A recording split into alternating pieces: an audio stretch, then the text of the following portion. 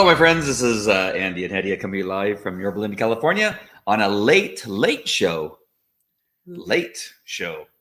Anything can happen on a late show. Uh-oh. Uh-oh.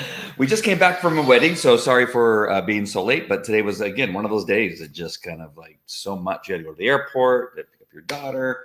We had to get dressed and all fancied up. I didn't wear this t-shirt, this black. I was just going to say that I'm still in my dress clothes and everyone's going to be like, did he go in his gravy t-shirt? I got a little dressed up. He did. I got a little He dressed looks very snazzy. We'll talk about that wedding in just this waiting. Am I even speaking English right now? We'll talk about the wedding in just a few minutes, but let's get to the devotional. Go to livingfearlessdevotional.com. That's where you'll find the podcast. And I got some new stuff I'm working on. I haven't even really told you about it yet. It just all came available, so I'm working on a couple things that'll be pretty cool for everything. You're full of surprises. I know. I've been working on it, so I can't wait to share that with you. But go to livingfearlessdevotional.com for now, where you'll find Apple Podcast. But we're finding a lot of people are actually listening to it. Yeah, we get a lot, like thousands of downloads. Yeah. It's exciting. So keep it going. By you going there and liking it and leaving a review, telling people how great God is, it helps. It pushes out so people can see it. So we're grateful for all of you that have gone there and done that. That's really helpful. All right, let's get into the devotional for today. And as usual, I just want to let you know that we're reading from My Utmost for His Highest by Oswald Chambers. And for July 3rd, the title is The Concentration of Personal Sin. The reference is Isaiah 6:5, which it partially says here, "Woe is me, for I am undone, because I am a man of unclean lips. When I come into the very presence of God, I do not realize that I am a sinner in an indefinite sense, but I suddenly realize, and the focus of my attention is directed toward the concentration of sin in a particular area of my life. A person will easily say, 'Oh yes, I know I am a sinner,' but when he comes into the presence of God, he cannot get away with such a broad and indefinite statement. Our conviction is focused on our specific sin, and we realize, as Isaiah did, what we really are. This is always the sign that a person is in the presence of God. There is never any vague sense of sin, but a focusing on the concentration of sin in some specific personal area of life. God begins by convincing us of the very begins by convicting us of the very thing to which his Spirit has directed our mind's attention. If we will surrender, submitting to his conviction of that particular sin, he will lead us down to where he can reveal the vast underlying nature of sin. That is the way God always deals with us when we are consciously aware of his presence. This experience of our attention being directed to our concentration of personal sin is true in everyone's life, from the greatest of saints to the worst of sinners. When a person first begins climbing the ladder of experience, he might say, "I don't know where I've gone wrong," but the Spirit of God will point out some definite and specific thing to him.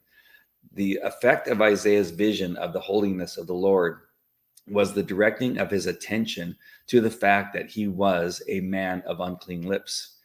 He touched my mouth with it and said, "Behold, this has touched your lips.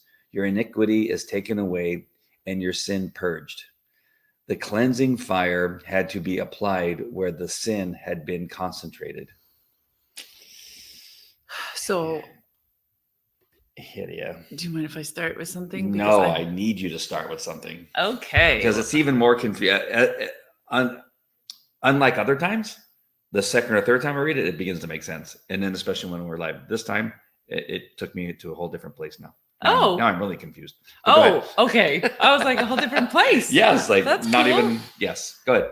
Okay, so I unfortunately, I guess it's a blessing, though it feels like a curse sometimes. I'm very, very familiar with being taken to my personal sin. The Lord does it constantly, and I should feel grateful that he's so attentive of me. Yeah. But he hammers home the personal sins. And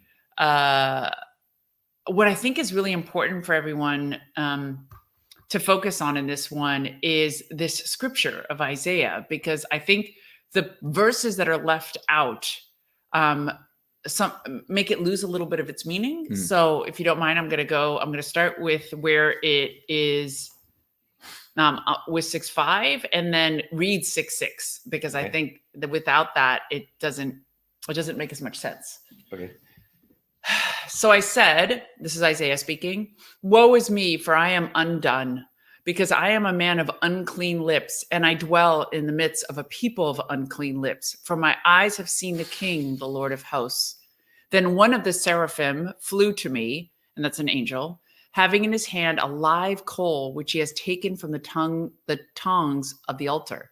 He touched my mouth with it and said, "Behold, this has touched your lips. Your iniquity is taken away, and your sin is purged." And what's important about that is that what Oswald has said earlier in the devotional was that if you surrender, submitting to the Lord's conviction on a particular sin, he will lead you down where he can reveal the vast underlying nature of the sin. So in other words, because Isaiah went to the Lord's altar and said, "I have unclean lips," for what he has said and for what he had said amongst people who dwelt in sin, the Lord sent the angel with the fire to burn his lips to purge the iniquity. So the moral of the story is, if you don't bring it to the feet of Jesus, then you don't get at the root of it, and the sin is constantly resurfacing. And so in my experience, there were certain sins that kept resurfacing that I did not understand until the Lord sent a couple people in my path, deliverance ministers, who helped me understand that and reveal what it was. And one of the things that somebody said instantly clicked in my mind. That's the stronghold. That's the root of that sin. And that's what the Lord wanted me to discover. There's a couple more that he's constantly convicting me of the sin, but I'm not getting to the root of it. And so this devotional is particularly helpful to me to now rephrase my prayer to the Lord, that help me understand why this still has a hold on me. I hope that helped, because if you don't take it to his feet and ask him to deliver you, then you don't get at the root of the problem. He can't send his fire to burn it away. All right. So it just keeps resurfacing, and you're just like, I'm a sinner. And like Oswald said, you say to yourself, I don't know where I went wrong. I don't know where I went wrong. Like you're constantly like ignorant of what is the root of this thing that just constantly resurfaces. So it's very, very important to try to get the Lord's wisdom on, don't you understand, son or daughter, this at the root of this is blank. And so for Isaiah, it was my unclean lips.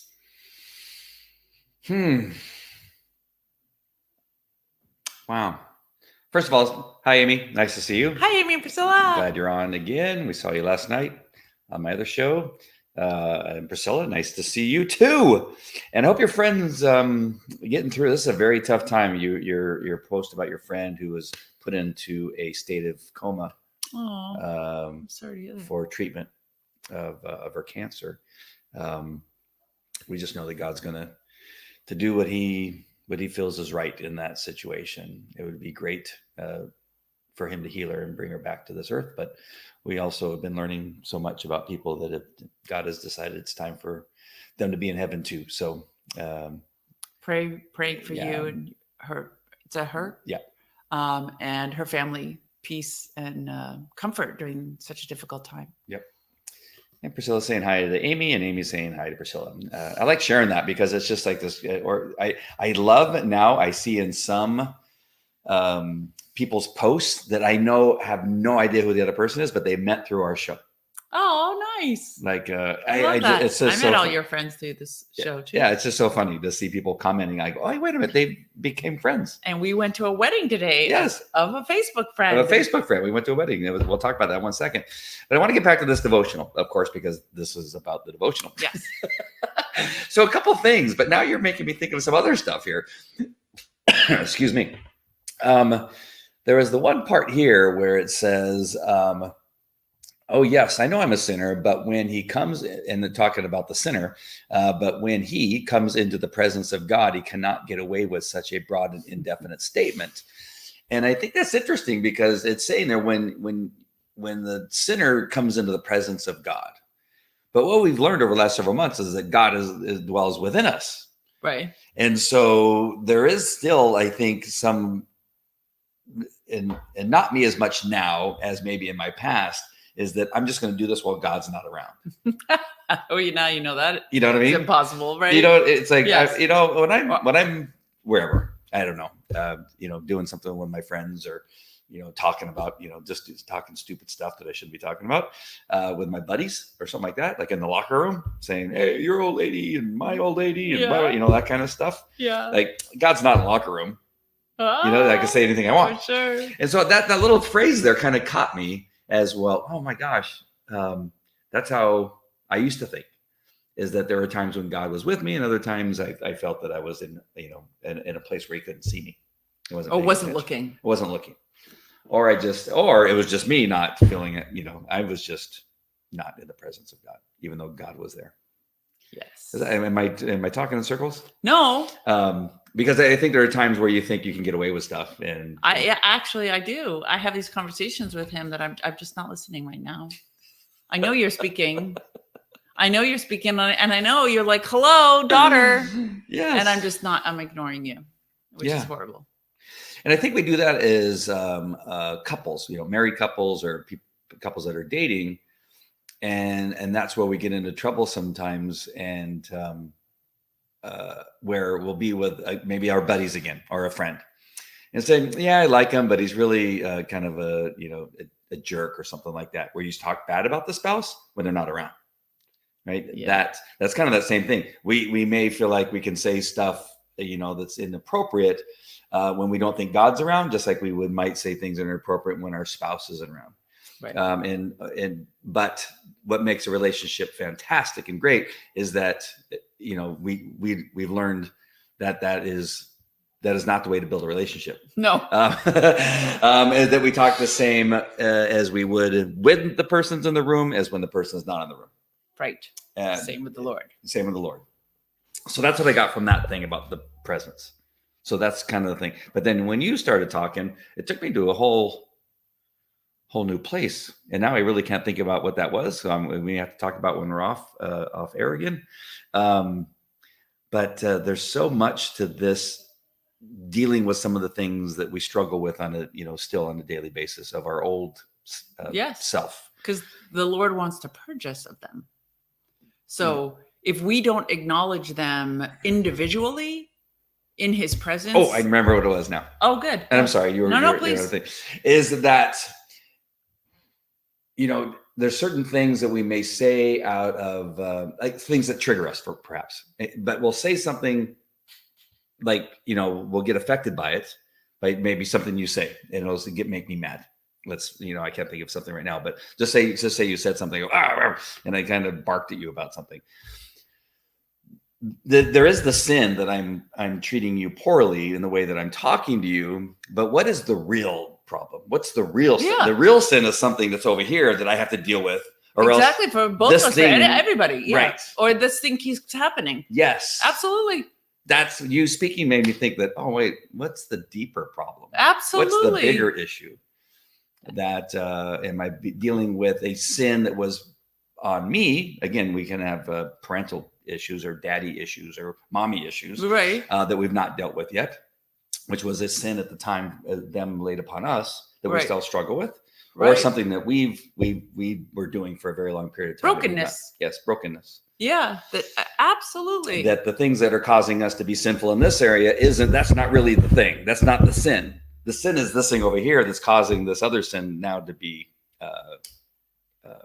brought out in an appropriate time. Love oh my gosh.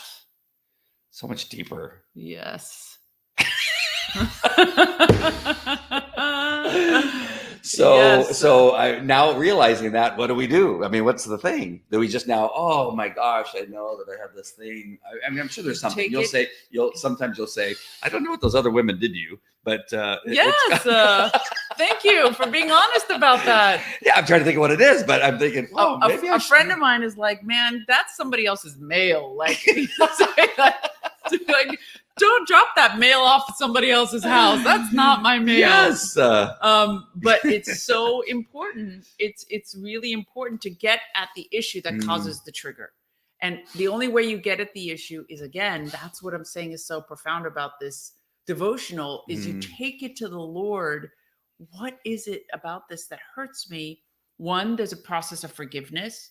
If it is parents or past relationships, you got to forgive that other person for whatever they did and whatever you did to earn their wrath. Right. You know what I mean? Make peace with it, and then go to the Lord and say, how do I heal myself of this? You know what I mean? Whether he sends an angel with a fire of burning coal. In the old days, that's what he needed to do. But now with the Spirit of Jesus, it's the fire is in us. But you can't burn what you don't know exists. You know what I mean? You can't get rid of rubbish that you don't know is rubbish. Yep. So it's like we're walking around with that, like we're Rambo walking around with an open wound, right? That just keeps bleeding and bleeding. It's going to get infected. It's going to get really bad. You may even lose the arm if you don't take care of it. And you got to take that knife and heat it on the fire. Cotter it. And then there you go. And if you don't take care of it, your arm's going to fall off. Exactly. Sorry about that. That was really loud. You're just doomed to repeat the patterns because your flesh is still in that pattern. Right. And the Lord's like, I'm here. I'm a resource. I'm a resource to burn that out of you so that pattern stops. But you have to acknowledge that the pattern keeps happening. Wow. What I loved about the wedding that we went to today is that in their what's it called? In the vows. Thank you. Exactly what I was talking about. In the vows, we learned so much about each one of them individually. Yes. Because they told a story about where they were when they met, where they were along with the relationship, and how they ended up eventually decided to marry. Yes. It involved not only them, but children, family, a spouse that had passed away, and the stuff that went on. There was a lot going on in those vows. Yes. And a lot they had to deal with to get to the point of being married. Yes. And getting through some of the difficulties with blended families and money issues and all that kind of stuff. And the common thing that they brought up often was their faith in Jesus Christ. Yes. Amen. That there's no way that they could have dealt with all those things. And there was more than I even mentioned, right? I mean, there's just in the there's a lot. There's a lot of stuff I don't want to bring up because it was in their ceremony, and I don't want to share too much about their ceremony. But you can see that there's no way that anybody in their flesh, just the average human being, could deal with all of that to a point where you can make this bond between a man and a woman that have so much baggage that they're carrying that allows them to hand it over to God. Absolutely. And to make a successful marriage. The signs are good because they very much seem like they're in love. Of course, they always do on their wedding day, but we've talked to them a few times on the phone. Yeah, and they've been together 4.5 years. Yes. But I have a pretty good feeling that they're just made for each other. And it's only with the help of Jesus Christ that I think that's possible. Absolutely, because Jesus Christ calls to your attention your sins. Yeah.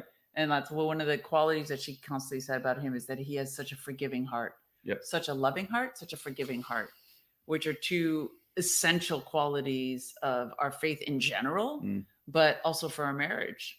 Is not holding on to the offense and allowing the person, grace. And to love them and to forgive them if things go wrong and to keep starting every day as a new day. Yep.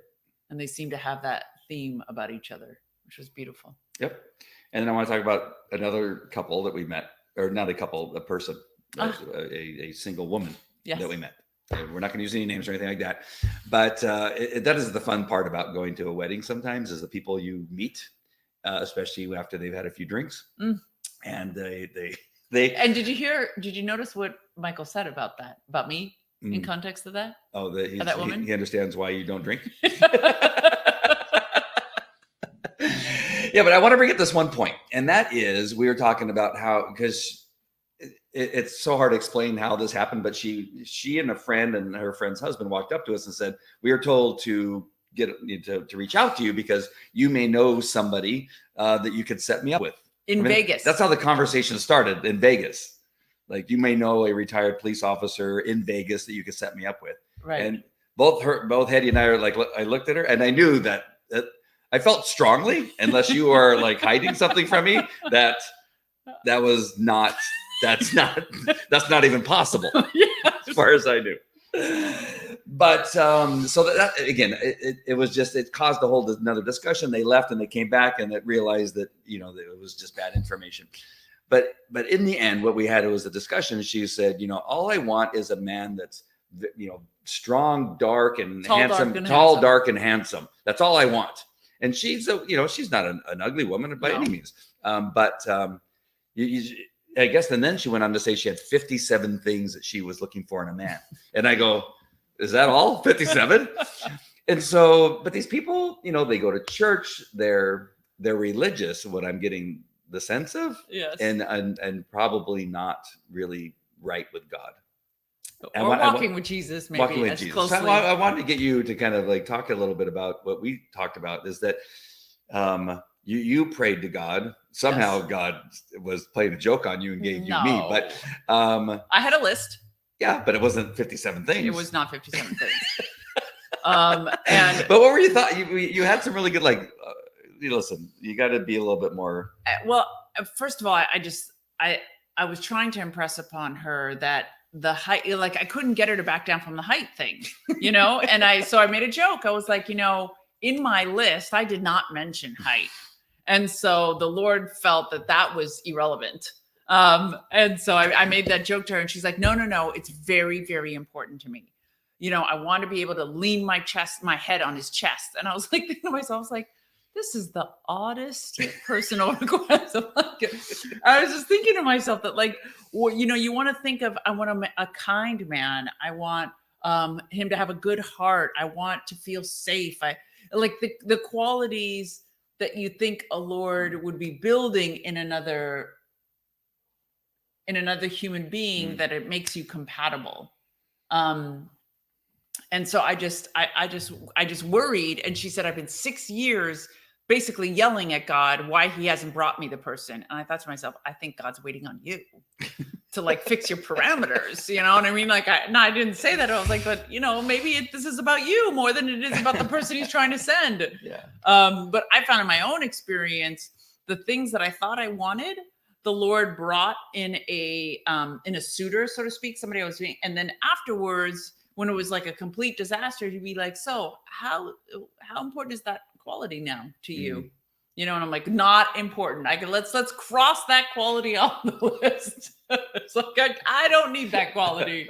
And it's like, okay, like in the same example, like when you walk closely with the Lord and you put everything at his feet, he will help you figure out what are things that you want out of your flesh. You know what I mean? Yeah. And things that are actually life-building, life-affirming, that'll take you to the purpose he has destined for you. That are not just fulfilling your fleshly needs, but that will fulfill your purpose on earth. Wow. Which could be very different than what your flesh thinks it needs. I love the discussion though, and I love looking at you as she's talking, and and I said something right when she said height. I go, height's not that important.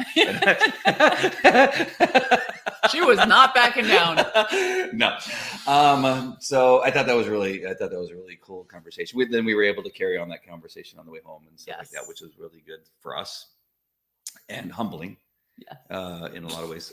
Because and I didn't have a chance to get to this part for myself, and I think we've talked about it before, is that I just had finally just said, you know what, God, just give me the life I'm supposed to have. I didn't put a list together. It probably would not have been a taller woman. See, that's what with I dark told hair. you. But you're like, and, I got everything I want. I was like, no, Yeah. you didn't ask God for this like bright redheaded Persian, kind of fiery, almost 6 feet tall lady. You know what I mean? Like that was definitely not on your list. No, You took it, but I took it was a little much at times. I You know, took let's it. be honest. but yeah, nothing. I just said, God, you're going to give me the woman if I'm supposed to. Like I even thought that I wasn't supposed to. I thought I was just going to be a dad. I thought it was just that was it. This is the rest of my life is just spent raising these kids, and I just kind of left it alone and said, you know. And I had, you know, a few women that I was talking to and just saying, you know, I don't know where these things are going to lead, but I'm enjoying just having conversation and spending time with people, whether it was, you know, on the phone or over the internet, you know, just people that I met socially on social media. And then the next thing you know, it was like 2 weeks later, you and I met at the church. It was just like, I finally just had let him handle it. Because apparently I'm a horrible picker personally. My picker's broken. But so I thought that was a really a pretty cool conversation that we had. It was an awesome evening. It was an awesome really evening. nice. And the different people that were there, just people that we would normally not surround ourselves with that were there, and it was just kind of fun. It really was. Really it was beautiful. It was an interesting couple hours that we had there. Yes, but so fun. These people are fun. Yes, they came in dancing before the ceremony. Right? He was rocking out, him and his best man, and you know whatever the other guy's called. His son, it was a son. Well, and also like in continuation of that discussion that we had with the woman, I was commenting to Andy on the drive home, like one of the things that I had that I had asked of the Lord was to have commonality, like that I spent 2 decades of my life with a man that I had very little in common with. And there was just such a distance between us, like worlds of difference between us. And I just asked the Lord that I just want to grow old with somebody who I enjoy their company, that that we have things in common, that we're just on a similar path, first and foremost on the Lord's path, but just as people. And I told you this maybe just in passing, but I was so grateful as we were driving home thinking, I mentioned it to you about movies and watching movies that like, I never had anybody watch TV with me. And like, it's just the simplest, the promises of the Lord giving me those things, those desires of my heart are tremendous to me. Like it's just made life with you just so enjoyable. Yeah.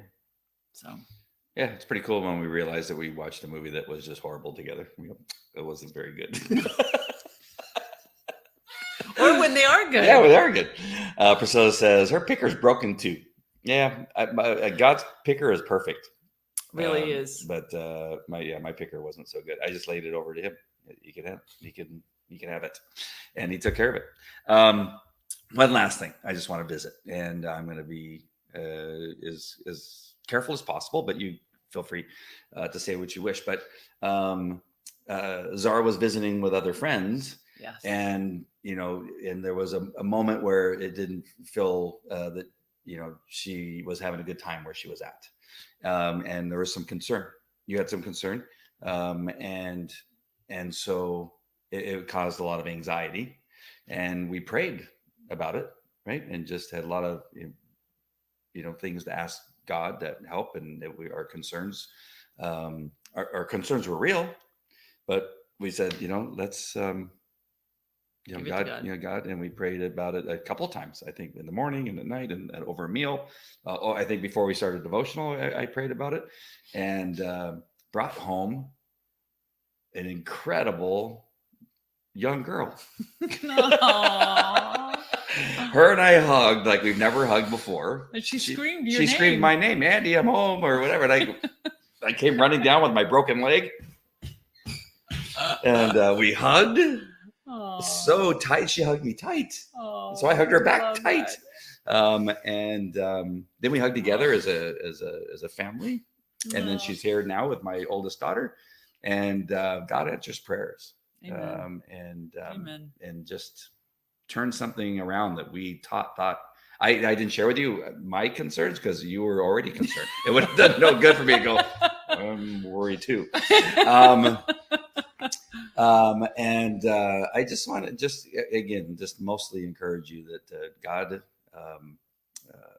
is a loving God, and the prayers to him and honoring him and telling him how much he loves you and just praying that he will be there.